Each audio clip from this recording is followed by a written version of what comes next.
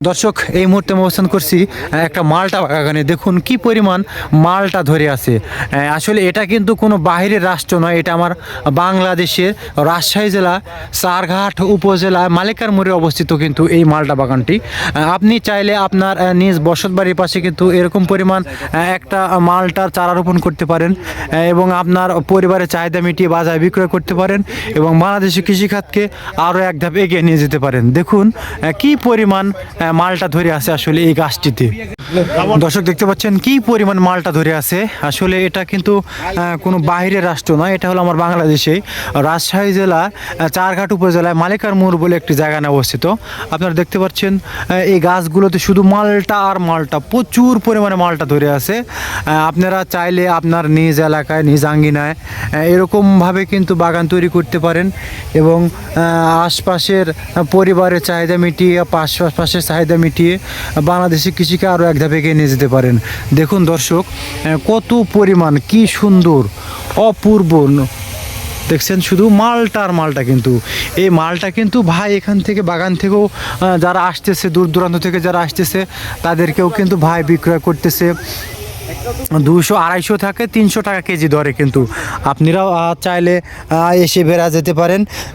আপনারা অবশ্যই আসবেন, এসে দেখে যাবেন এই মালটার বাগান। কিন্তু এখানে কিন্তু প্রায় 15.5 বিঘার উপর এই পুরো মালটার প্লটটি বা এই চাষটি করা রয়েছে। এটা হলো ইওলো জাতের মালটা। এটা কিন্তু বাংলাদেশেতে এই প্রথম এই চাষ করতেছেন আমার এক ভাই।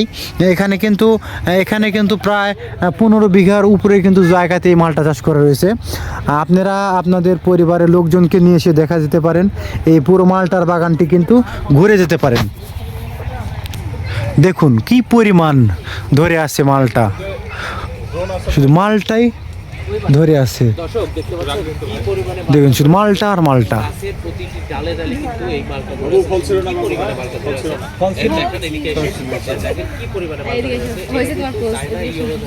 ভিডিও করে একটা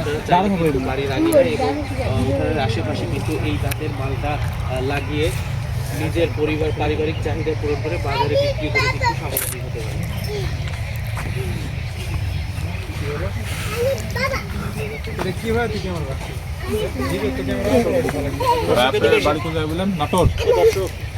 ওকে স্টার্ট দিয়ে দিছি, তুমি ঘুরিস।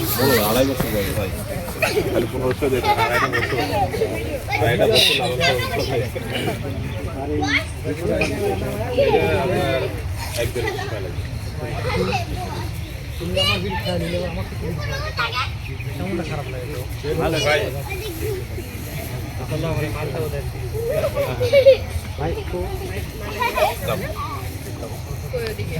সাড়ে 3 মিনিট।